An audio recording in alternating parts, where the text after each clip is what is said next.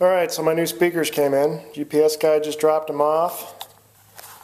Here's what I got. I bought a couple of pair of Rockford Fosgate Primes. They're full range 5x8 speakers. They're going to be, or I'm sorry, 6x8s. They're my factory. I'm going to replace my factory speakers and my truck with them. Ford F-250. And I went ahead and bought the foam baffles for behind them too. So I bought all this stuff from Crutchfield.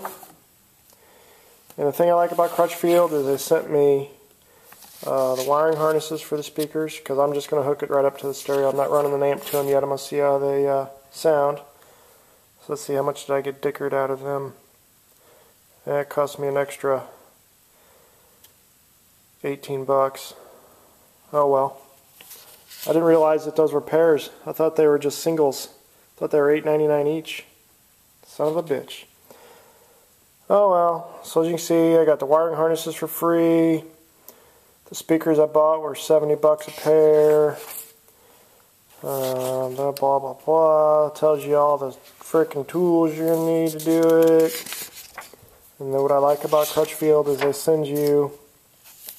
See, there's instructions for the factory radio, and then here's how to get my doors apart, because that sometimes can be confusing, and also for the rear speakers, sometimes can be confusing in these trucks. So, you know, if we go up here in the cab, in the front,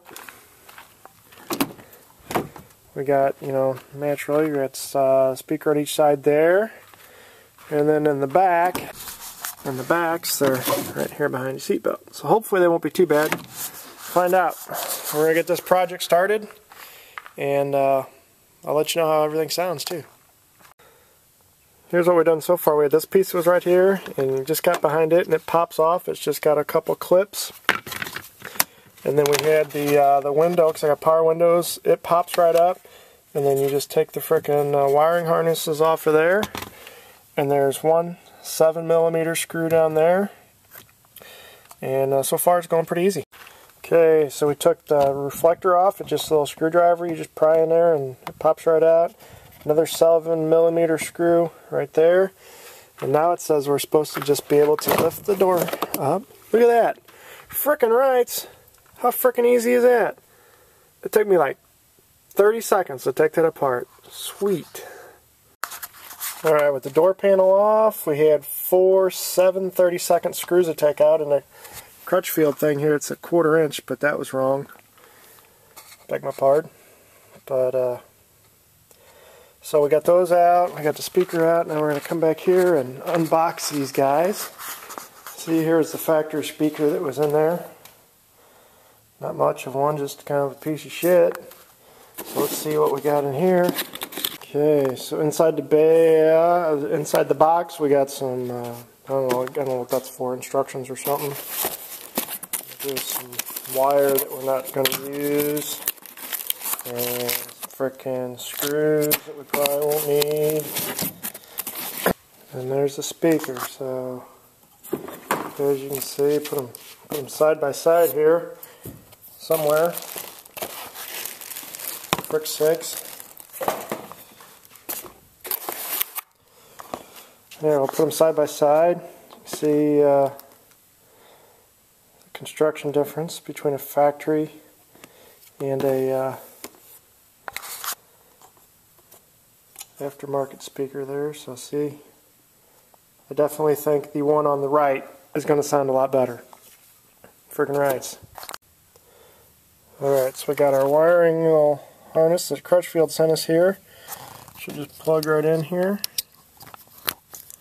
Look at that. Fits there. 2 spades for hooking on the frickin' new speaker. And then we got this antler that we got to chooch in there. Alright, so we got our wiring little harness that Crutchfield sent us here. Should just plug right in here. Look at that. Fits there.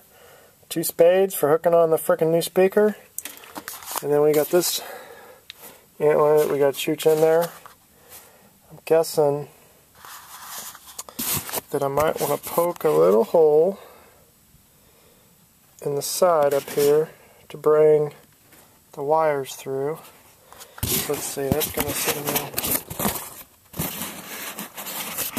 Oh, frick's sake, I hope it doesn't interfere with the window.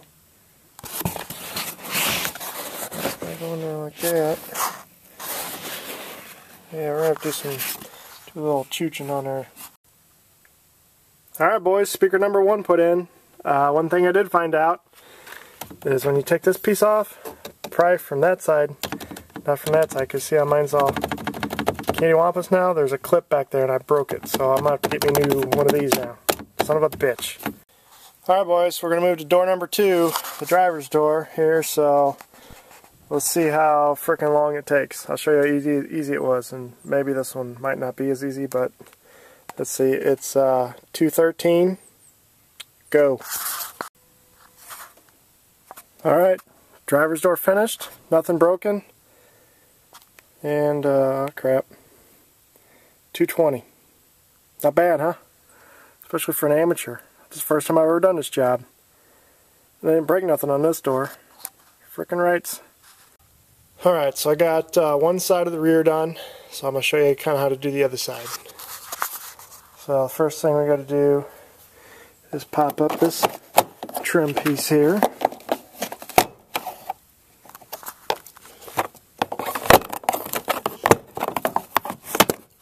That just pops right out of there.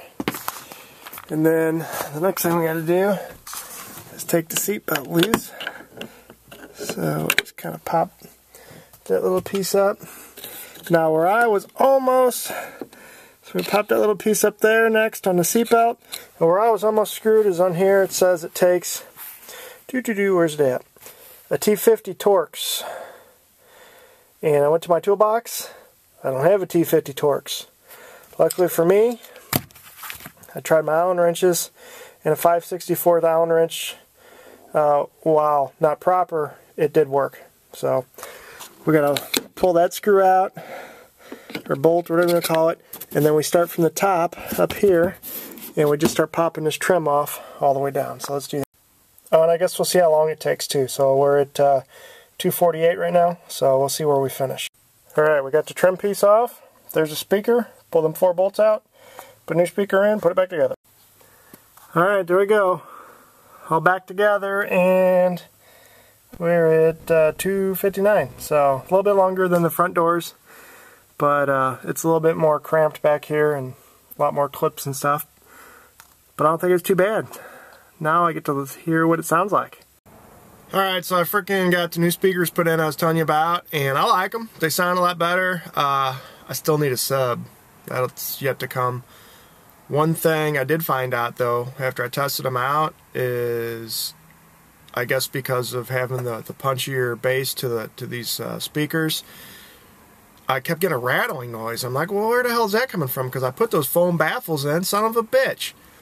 And I pulled them apart, and what it was the plastic wiring harness, because of the speakers being so much punchier, was rattling against the sheet metal of the truck. So I had to secure that down with some zip ties to make sure that didn't happen. So once I got that done, again, I wasn't too worried about it because the speakers, as you saw, was an easy install. So just, you know, if you do something like this in your vehicle, make sure that you get rid of any of that shit that can rattle. That's my advice at this point. But glad I replaced my speakers, and now it's time to start shopping for a sub.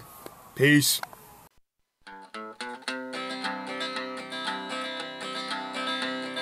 Make myself the video and put it on YouTube. Gonna make myself the video and show them all to you. We'll be deer hunting and banging squirrels, drinking with some Hooters girls, showing off what a stud I am when I make my strawberry jam, building objects with my tools, sometime acting like a doggone fool. Who knows what I'll do next? Fireman 7753. That's Fireman 7753. Please subscribe and comment below.